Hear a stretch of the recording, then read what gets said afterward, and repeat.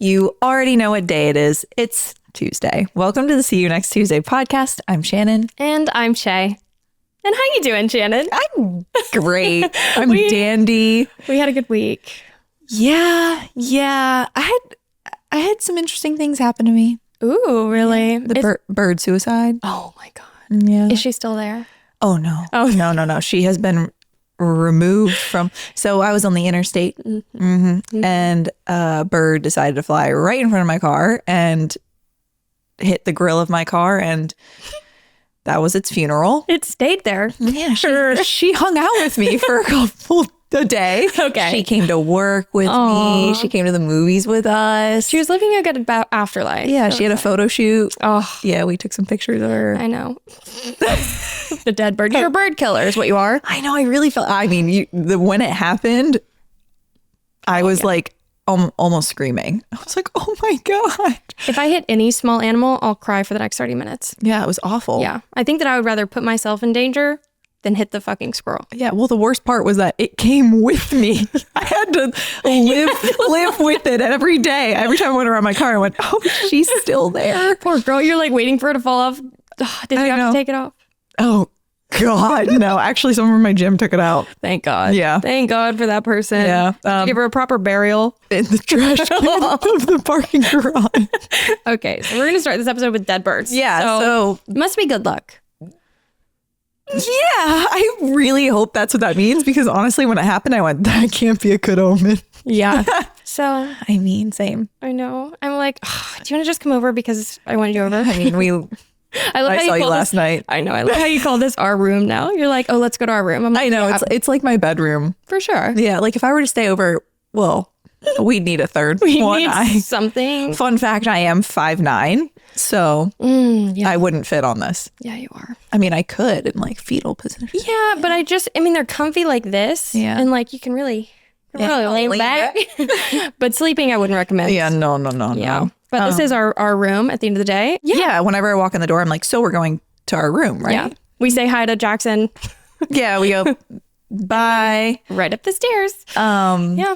Yeah, no, and then I got a haircut today, so I guess. Ooh, and it looks good. Yeah. Did you do any? Sorry. Oh, Ooh, I was gonna say, did you do anything different? no, I always go, can I have a healthy trim? And she just knows what to do. I go to the salon, dude, and I'm like, I sit in the chair. 5 seconds later, I've changed my mind on everything that I want to do. I'm like, I want bangs. Maybe I want to go pink. Maybe I want to go brown. Maybe I don't. I kind of get that, because like I teeter with like being like, oh, I kind of want bangs. But then everyone's like, don't get bangs. Oh, for you, I would say don't get bangs. For me, I've just dealt with them for so long that I am okay with You're them used now. to it, But yeah. if you haven't had bangs and then you get bangs, it's a pain in the butt. I have like long ones, like down to here. I'm Yeah. like, I kind of just want them like a little curtain. yeah, because I do like doing that. But anyways, I digress on We that. digress. Oh, but actually, well, I feel like this week on our pod, we are going to be talking about a couple different things, because last week we were so excited about what we were watching. Like we couldn't hold it in. So we talked about 3 great films, if you will. 2 films, 1 show. And we were just super excited about it. But I feel like this episode, I want everyone to get to know you a little more. You, my girl. Yes, Mom. So this is my friend Shannon, I'm Shannon. my best friend, my sister, my twin. yeah. And we met, how long ago? I had like almost 3 years ago. That's nuts. Oh, God. Are we going to dive into our awkward phase? We should, but we'll start with you first. Oh my gosh. Okay. Well, okay. A little bit about me, I guess. I'm Shannon. Hi, Shannon. Hi. I am 27, but if you ask me, I'm 25. And right, I'm 27. Dude. We were out this weekend. Sorry, I'm chewing on ice. Like, feel it. I kid you not. Like that was the dumbest I've ever felt in my life. No, I had to tell you how old you were. So we were out and we were meeting new couple friends, right?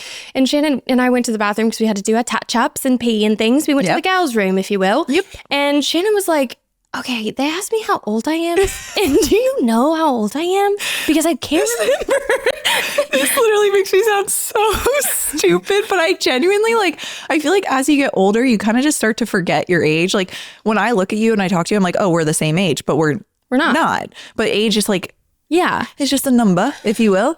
But yeah, no, I like genuinely really forgot my age. And they asked me and I was like, I actually think I said, I'm 26. And then I went, And wait, you sat there and pondered. Yeah, I literally went like, wait, no, I'm not. I'm 27.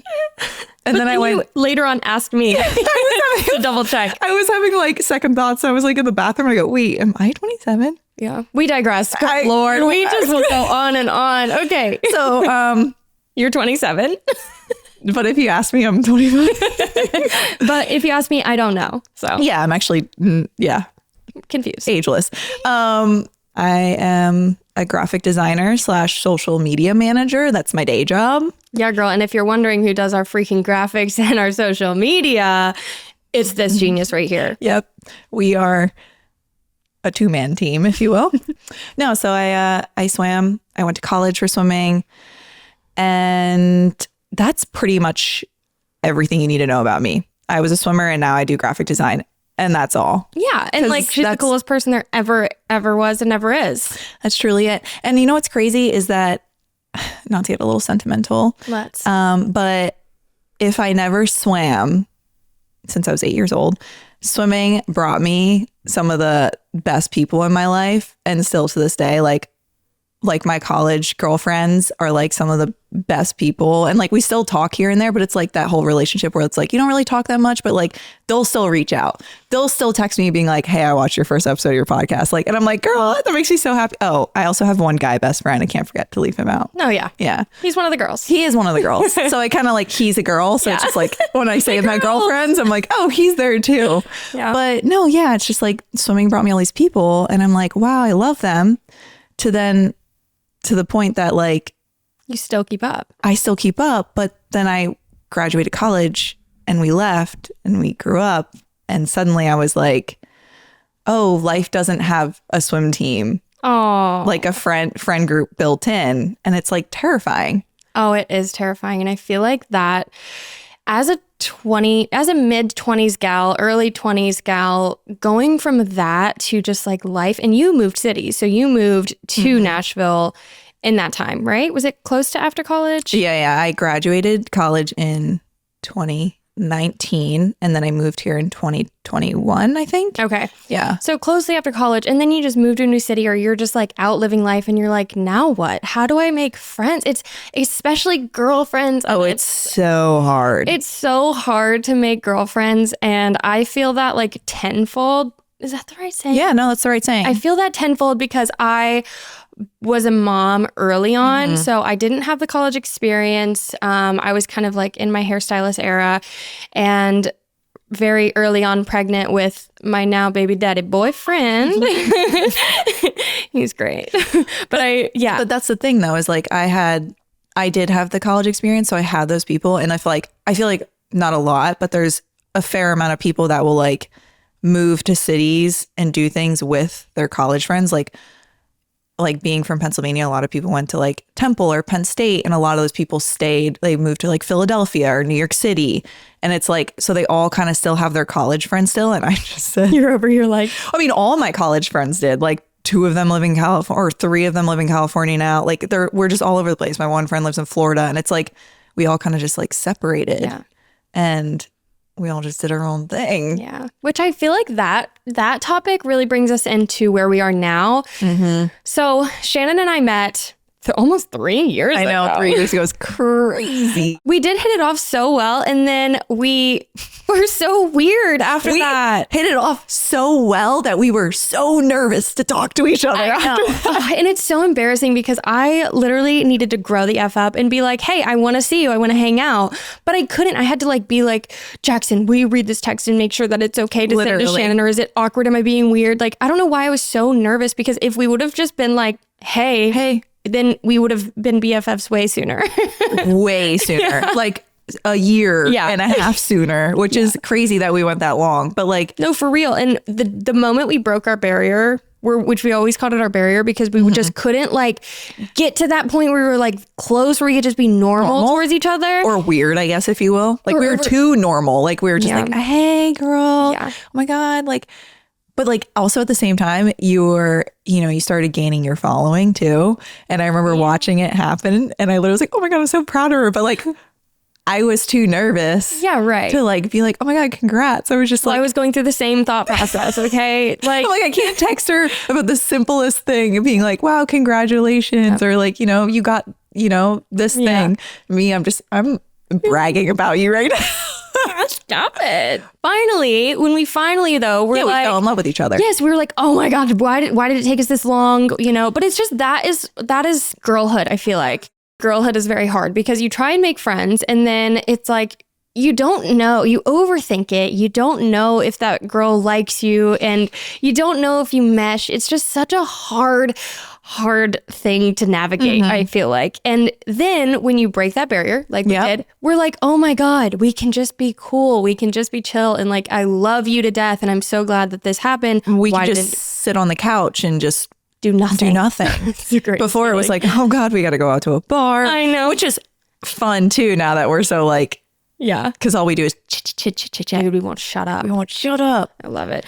But that also brings us to our friend group. So see you next Tuesday. Is our friend group.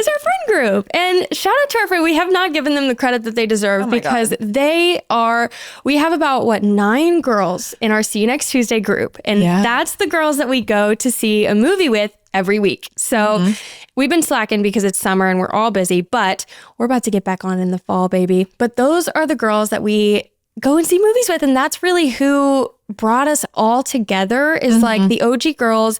And then we literally just came together. We do everything together. We do freaking Galentine's together, Halloween nights It's together. Just like all the girly things that when you're younger, you imagine like, oh, when I'm in my 20s or whatever, when you're like, oh my God, I'm so old.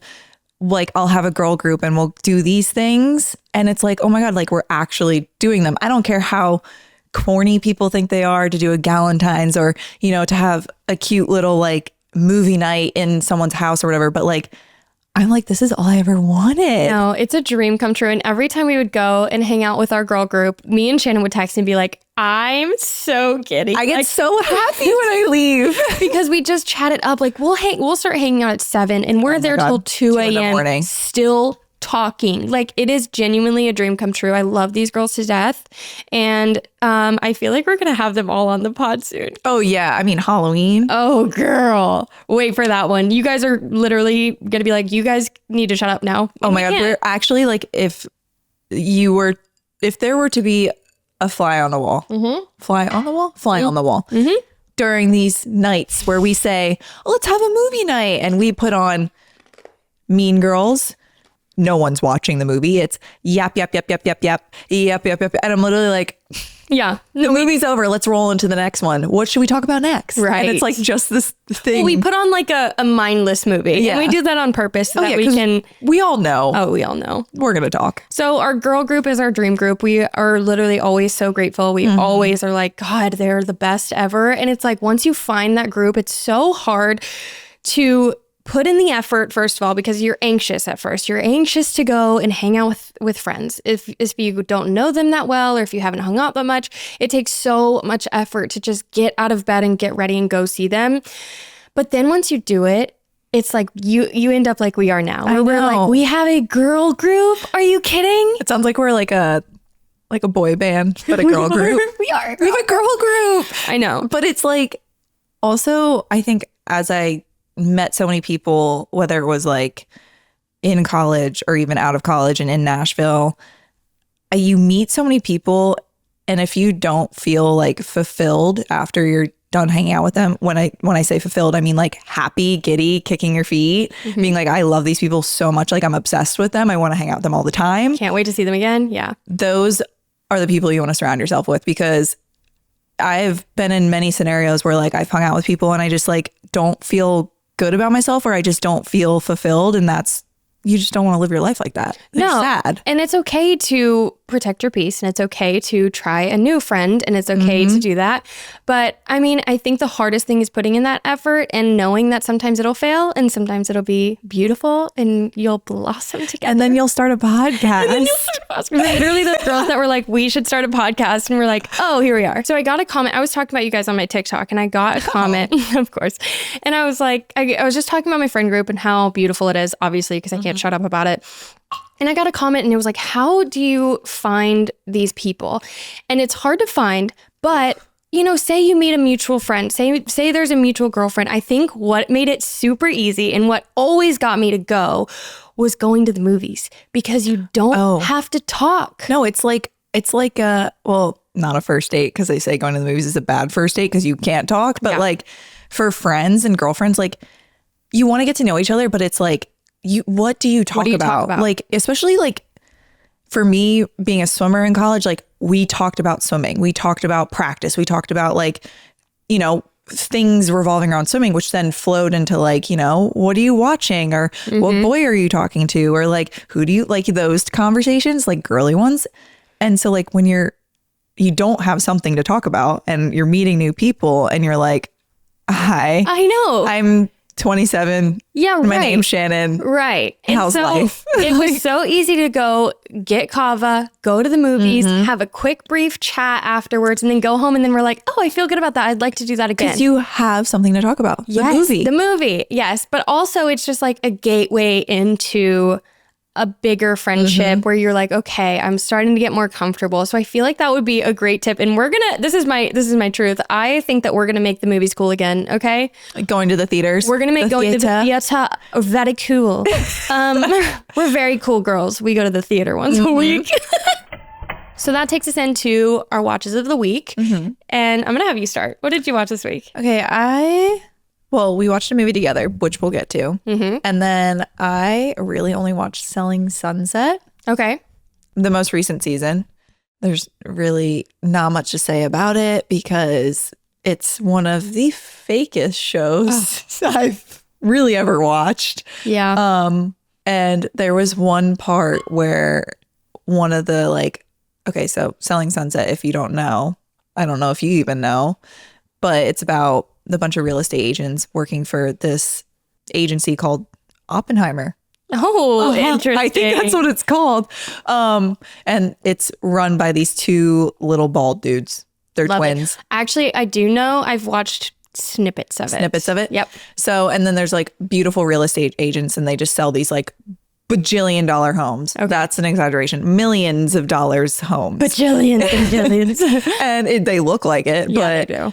But it's just like so not scripted. Well, actually it could be. I don't know. But there's this one part where one of the bald dudes buys a Ferrari, like a really nice one. I don't know anything about cars. Me either. And he like brings it to the office and these two girls like are like, oh my God, like run out and are like, oh my God, getting in the car and like drive off with it. And he's like, oh my God. It was the fakest thing ever. I literally was watching. I'm like, that's for sure a stunt. No, I could see them being like, okay, here's what we're going to do. You're going to drive up in a Ferrari. Yeah. You two girls get in and drive off. Yeah. That's literally what I feel like is happening. I could see that. So it's just like one of the fakest shows. But looking at the houses, it's like really sick. Oh, yeah. See, that's my favorite part. I've watched like little bits of it and like I mean, they're like $28 million homes. But I just cackle at the freaking outfit. Okay, that's the thing. I'm like, you are not going to show a house like this. I'm sorry. Who is? Yeah. You're showing up to the office wearing that? Well, here's my take because I watched kind of a real estate like show, only it's based in New York. Yeah. That dude, I know who you're talking about. Owning Manhattan. Owning Manhattan. I watched that too. That is the name of the show. And I feel like that is realistic because they're not showing $1 million homes in every episode. They're like, here's a great, beautiful apartment in Tribeca. Is it Becca or Becca? Becca. Tribeca. And it's like maybe $7,000 a month, whereas it's more realistic, you know, maybe that's way lower, but they're just showing more realistic places. I feel like it's not $1 million place every time. And then they go into like a building, but that is what I feel like is more genuine than you go to Selling Sunset. And I'm like, no way. Literally, it's just like the alphas make me cackle. And there's that one girl, her name's Chelsea. Okay. She's like the British girl. She wore the diesel skirt, the Velcro one. And in that moment, I went, girl, you can't even sit in that. No way. Physically, you cannot sit in that skirt. If somebody's spending $1,000 on that damn skirt, I don't believe you. It's a belt. I don't believe It's you. like that big. It's honestly, in my opinion, I think it could be cute, but it's horrendous because you can't do anything in it. Every time I see somebody try and style it, it never works out. It doesn't move. It's not. It's literally not you. It's the skirt. It's the skirt. I know you want to make it work. It's just not going to work. But yeah, no, that's really all I'm watching. What are you watching? Ooh, I am watching. Well, we were both watching Emily in Paris. Yes. Ooh, and somebody commented on one of our TikTok or Instagram, whatever. They're like, you need to talk about Emily in Paris. And at first, it was like a movie you want or a show that you want to hate. So Emily in Paris is this. What does she do? She's a marketer. She works at a marketing agency. So she works in a marketing agency and, you know? Yeah, no, it's exactly where she works. Right. Yeah. And so she moves from Chicago to Pevy and Pevy? I don't know. So Paris. realistic. She moves to Paris. And she kind of gets with this marketing agency and, you know, the owner of it is just very Paris coded. She's very like, I don't know. She's just trying to like discover her life in Paris. She's going through relationships, breakups, all of this stuff. And she's very enthusiastic too.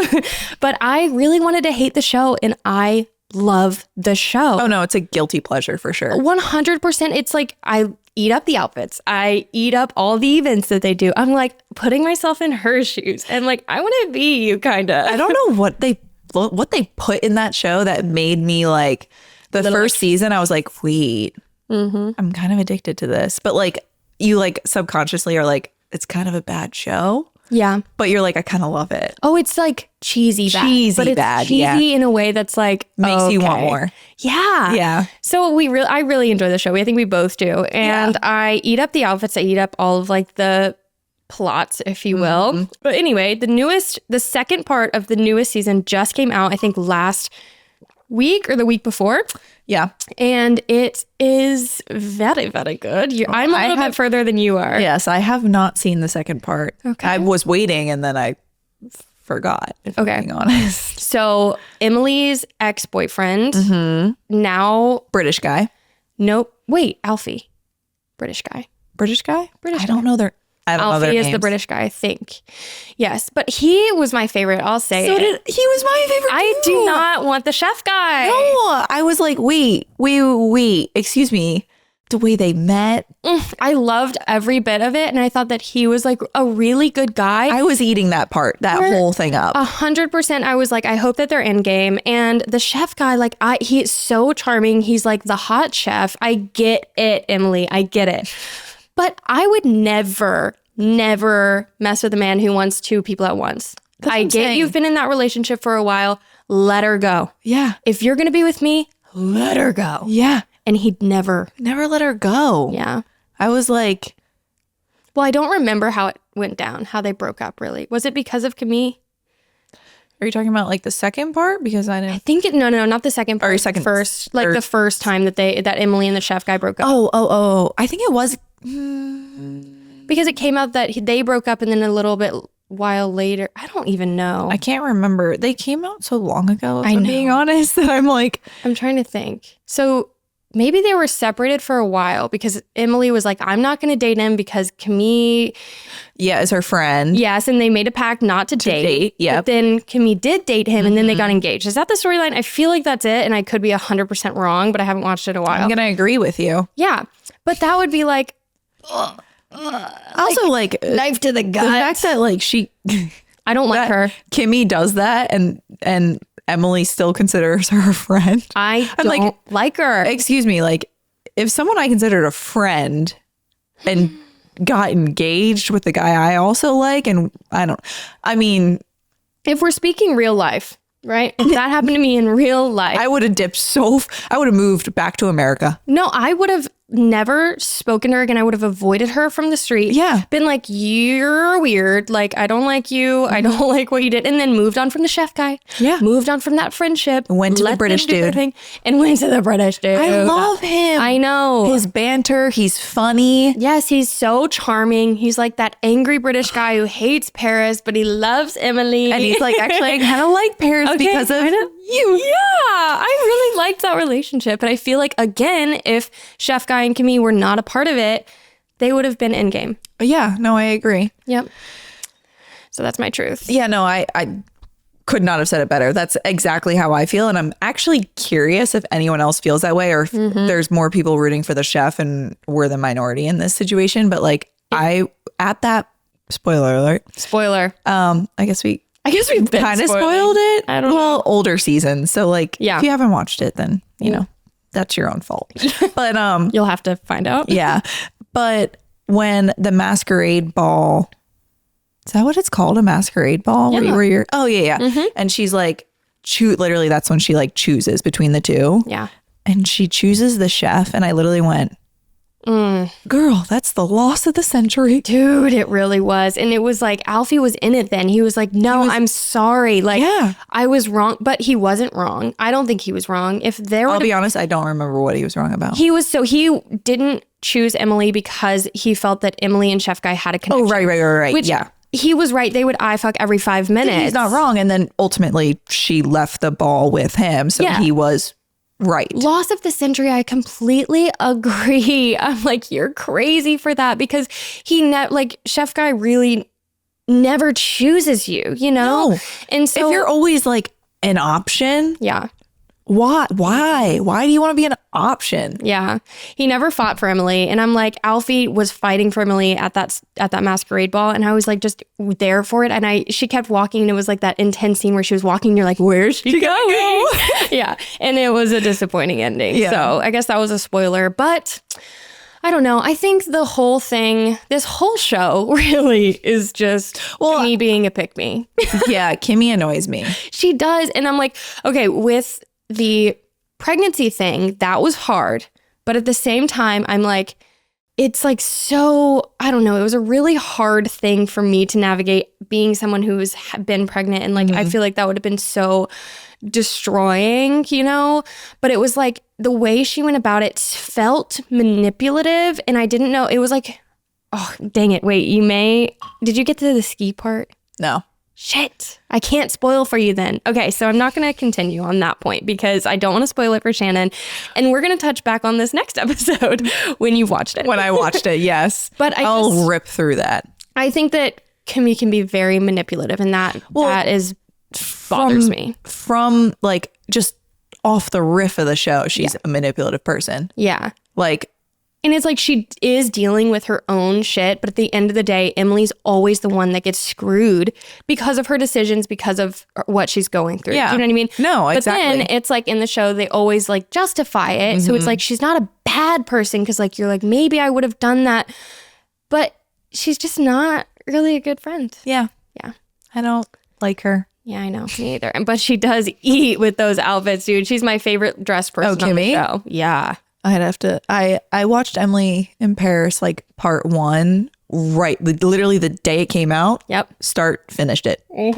So whenever that day was, Whenever that day that was the last time I watched it. Oh, but- so I'm like truly trying to rack my brain right now. But no, I just love her outfits. I agree with you. Yeah. Everything you said.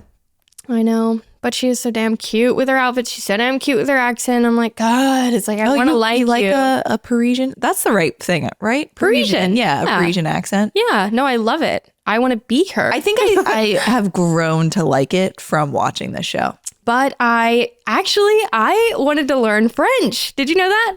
I was doing. Wait, like before Emily in Paris? Yes, Oh, before okay. in Paris. So when me and Jackson were dating, we really were planning a trip to Paris. Stop. So we were like going to the coffee shop and we were about to book all of our things. And this was like, we were like maybe, I don't know, a couple months in. It was like very big for me. I was uber excited. So we were trying to book a Paris trip. And this was in 2020. And I'm sure you know what happens next.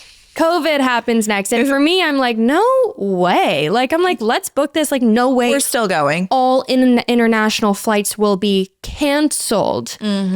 Jaw to the floor, we lived through a pandemic. Absolutely insane. So this was in March of literal 2020. We were booking our summer trip to Paris. And obviously we never went. But I still obviously dreamed to go to Paris, and I was doing Duolingo for like a long time. Wait, really? Yes. That's kind of cool. That's impressive. Yeah. Je m'appelle Shay, and I don't fucking remember anything else. All I know is Spanish. Yeah. Ooh. Me llamo Shannon. Ooh. I know. Yeah. Okay. But I mean, I took like, this is the sad reality. I took 7th grade till sophomore year of college. Spanish. Yeah. Your girl only knows, hola, me llamo Shannon. Sweet. ¿Cómo estás? Bien. That's it. Cool. Well, good for you, dude. Good for you. And I feel like I want to get a French tutor because my freaking high school never offered French, I don't think. Wait, you didn't have to take, or they didn't offer Spanish, French. and obviously that went nowhere with me. Oh, and so I wish it did because I'm really like, I want to be bilingual so bad. And I watch these people on the screen talking in French and I'm like, the fact that there are languages that you're talking and I cannot understand what you're saying, that racks my brain. It messes with my brain too, and I actually. can't think about it too hard, but I really, really, really want to learn French. And so French tutors, anyone, come hit me up. I am here. Yeah. But that was my watch of the week. Now, we were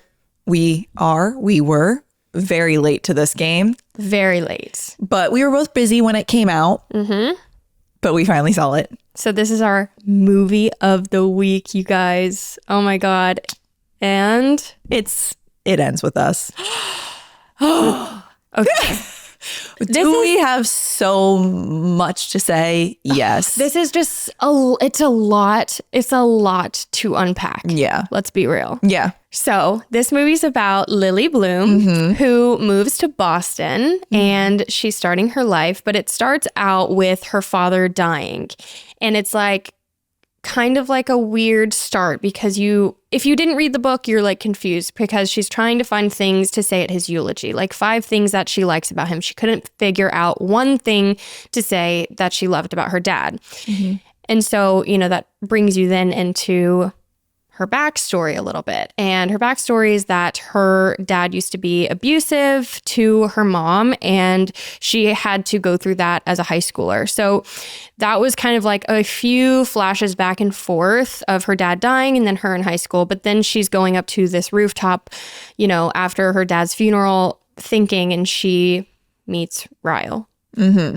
He's a very charming guy too. He's very hot. He's a doctor. He's very smart. Charming. He's so charming. Like a picture perfect guy. It's somebody you would want to fall in love with. Yeah. And actually that guy, his name is Justin Baldoni. Yep. Is also the guy who directed the movie. Yes. And Blake and Blake Lively and Colleen Hoover are the producers. Okay. And Justin Baldoni is the director. Yeah. And in interviews, he was saying that, it was very hard for him to play this part because, when you're an actor, you, get into character and he's, playing not, the best part. He's playing the abuser of the movie. Yeah. And he was like, it takes kind of over you. And, sometimes I would play my part and I would leave and go to a room and cry because I felt terrible about it. And I was like, that's just so sad. But he said that when he was, directing the movie, he wanted a lot of it to be from the female gaze because he is this is for women. It's for survivors of domestic violence. And he was like, so as a man, I don't think I should be the one, saying, showing their point of view or being the one, I kind of let Blake Lively and Colleen Hoover take the reins on that. Yeah. And then the point is that he directed the movie in the way that he wanted to show you the eyes through someone who is a domestic violence victim, because he was like, so many people, he did say this in an interview, he was like, so many people ask, you know, why'd you stay or why'd she stay? And he was like, we should be asking more like, why do men harm? Like, it shouldn't be the why she stayed. Like, so he was like kind of showing like, this is why she stayed, because she didn't think it was. And I think it was amazing that he showed it as a, and I think we both had this note, is as a viewer, we were like, oh my God, she, you know, it was an accident. It was an accident. He didn't mean to push her down. Yeah. It was an accident. He reared back and it was an accident. It was seeing it through the victim's eyes, because you see all of these beautiful moments with Ryle and how he's so sensitive and how he's so loving and like hot. You do fall in love with him, and then you're like watching it, and as you're watching it, it's like, wait, but he's not a bad guy. He didn't mean to rear back and push her down, and like she has a bruise on her eye. That was an accident. But when he was directing this movie, he like wanted to get the insight of domestic violence survivors. So he went to an organization called No More, and he spoke to a lot of survivors, and they said that, you know, the way that you watch this movie and how you feel and how you think like, oh, he's a good guy, it was an accident, is like,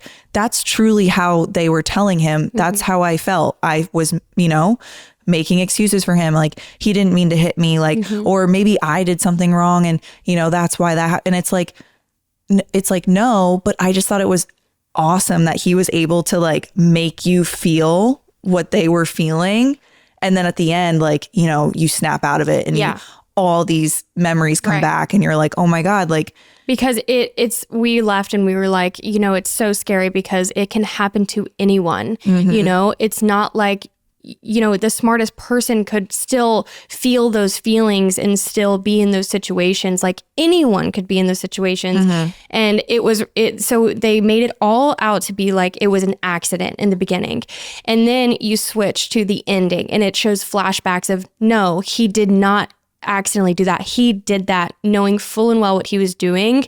And it was so crazy to see that unfold, I guess, or her having that realization, because that is how it goes. You know, she, after the fact, she's looking back on it, and it's like she's seeing what really, really happened, and she's done making excuses for him. She's not in love with him anymore. Like, she sees past the bullshit, really, and she sees what really happens. And that was the craziest thing for both. We both were sobbing and in tears at the end of this, because it was like so gut-wrenching. Yeah. And ultimately, the name of the movie to that point is it ends with us, but not with the people that you think, like her and, you know, Ryle, Justin Baldoni, the love interest. It ends with us with her and her daughter. So it's saying like, it ends with us, the cycle ends with us, which I never knew. Maybe I missed that in the book, but I never knew. Did not register up here for me. I went. And then when she said it, she was like, I want a divorce in the hospital bed. And she was like, no, you don't, like, it ends with us. She said that to her daughter. And that's like her saying the cycle ends. It's not, you know, it was like my mom and then it was me and we're done. It ends with us. So she left and she got out of that situation. And I enjoyed the movie so much because it gave so much awareness to domestic violence. And I think I was disappointed at how it was talked about and how it was viewed after watching it, because I went in there thinking about the outfits, thinking about the actors, thinking about the drama. And I left being like, that's not the message here. That's not what this movie's about. And not many people are talking about that. They're talking about Blake Lively's interviews. They're talking about the relationship with Blake. And that's not what's going on. Like, I feel like this needs to be talked about more. Yeah. So that's the thing I think that we both agreed on when we left. Like, I mean, watching the movie and then thinking about all the press and all that stuff, like, made you kind of sad, because you realize that, like, wow, like, I, as someone who didn't see the movie before this, I was watching all these press things. I was like, oh my gosh, the Blake Lively, like, all the drama, this is crazy. Like, what actually happened? Why did everyone unfollow each other? And we watched the movie and we left, and I went, I mean, yeah, that's drama and all that stuff, but I'm like, there's such a bigger point to this movie that no one's really talking about. And I say no one as in like our society, I guess, like the people watching it, the audience, because Justin Baldoni has done many interviews where he has talked about it, and he's talked about the No More organization and all this stuff, but it's just being looked over because everyone's so focused on Blake Lively. Yeah, right. And to that point, like, the Blake Lively stuff is crazy. Like, we can all agree. Yeah. But it's just like, yeah, okay, whatever. But like, let's stop talking about that and let's talk about what really matters, which is millions of people are going through these types of relationship and going through domestic abuse. And I really loved how Justin Baldoni talked about it, because he was like, he said, so I watched one of his interviews and he said one thing that he wanted people to take away from this movie is that there's hope. Everyone has the ability to end a cycle they didn't ask for. Everyone can say it ends with us. And I really respected him after this movie, because that was, I think, the only thing I've seen him talk about. Yeah. And it's like, that's what it should be. Well, he's like beating it into the ground in a great way. Yes. That he like constantly, every interview he talks about, every moment he has a microphone and a camera in front of his face, he's saying like, you know, this movie isn't about me. It's about survivors. It's this movie's, you know, this and this. And like, it's just like, I don't know how I have not seen any of these interviews with anyone else without having to look up Justin Baldoni interviews. Right. Which is so crazy to me. It is. And it, like, the whole time this movie was coming out and it was going through press and all of this stuff, it was like, all I heard was like Deadpool and Blake Lively and Ryan Reynolds, all of this stuff. Where your and it's like, as someone who has seen domestic violence as a child, I think that this really, really hit home for me. And I think that it's I want to scream from the rooftops that this was the message of the movie, and, you know, it needs to end. I think domestic violence needs to end. It's absolutely insane how many people and how many women go through this.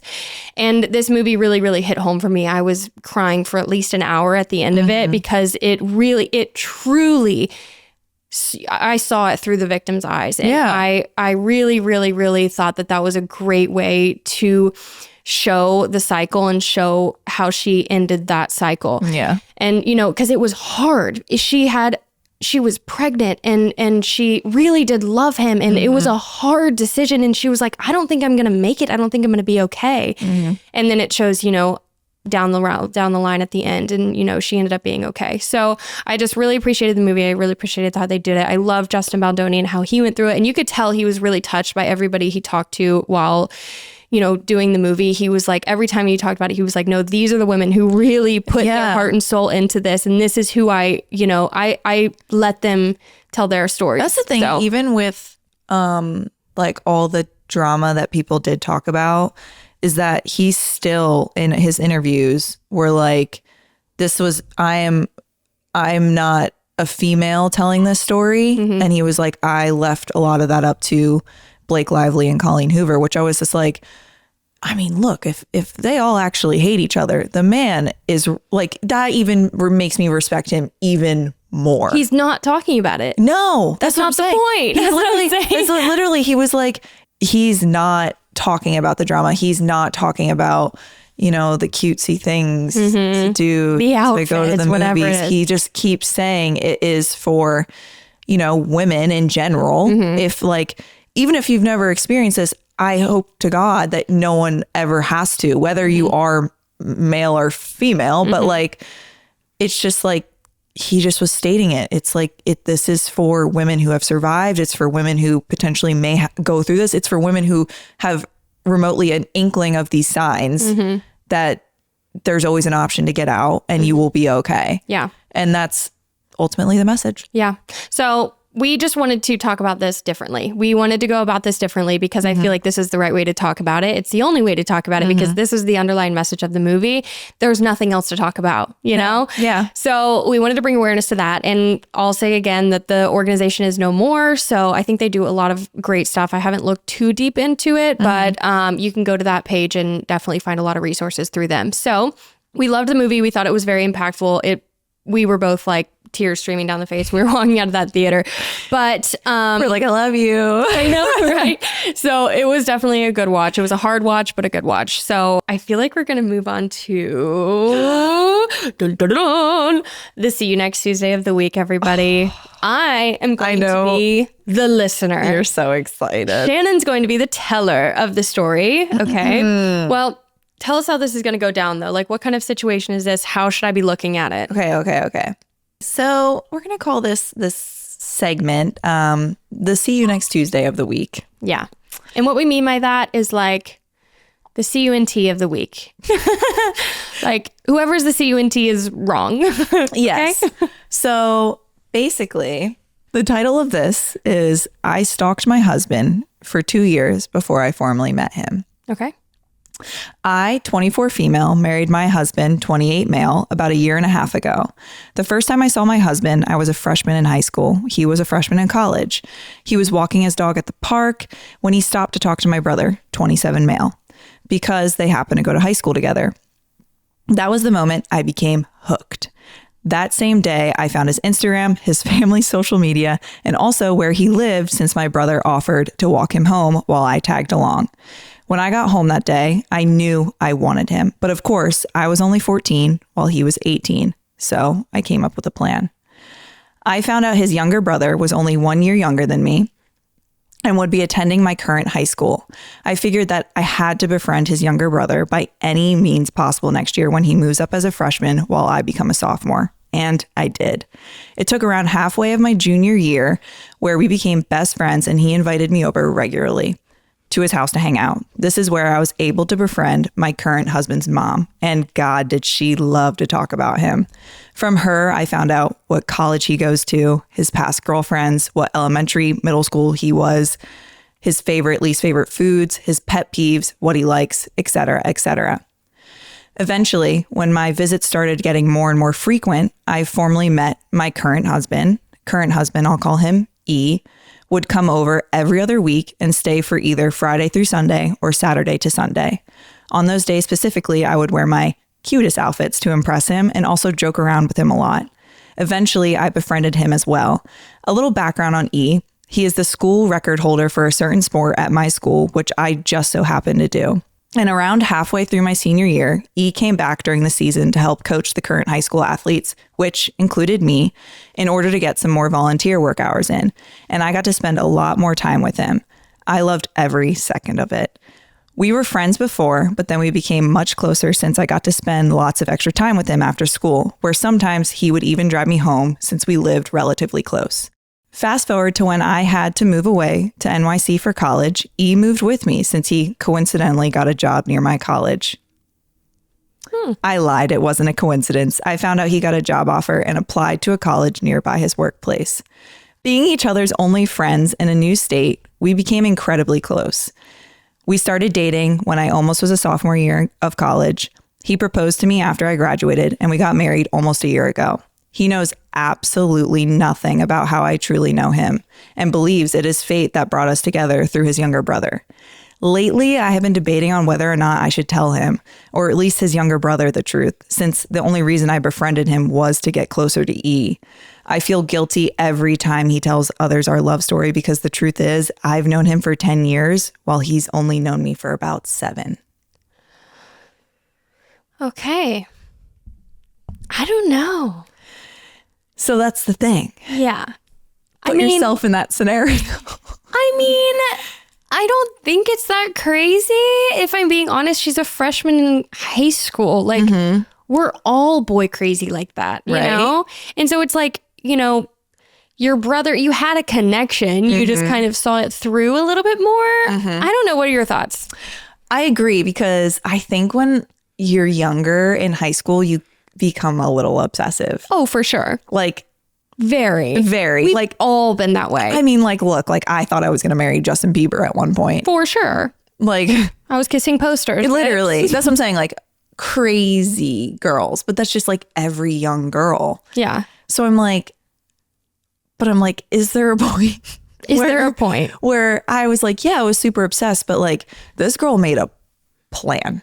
She succeeded. Where it got a little little crazy, I would say, is applying to a school to where he got a job. I definitely put myself in her shoes as a freshman in high school, sophomore in high school. You're 16, you're 15, 16. You have crushes. Yes, you have crushes. You have obsessive crushes, dude. Like, you get crazy. You're definitely like posting just for that person, waiting to see if he saw the story. 100% obsessive. We all were. But then it's like, oh, now you're in college. Yeah, you're choosing what college to go to, and you're basing that off of a guy. Yeah. So there's a part 2. Oh, what do you mean? Do you want to hear it? Kinda. Okay. I'll read it to you. Dude, does she tell him? She tells him. Oh my God. Wait, I'm at the edge of my seat. Okay. Okay. Okay, so here is part 2, or the update, if you will.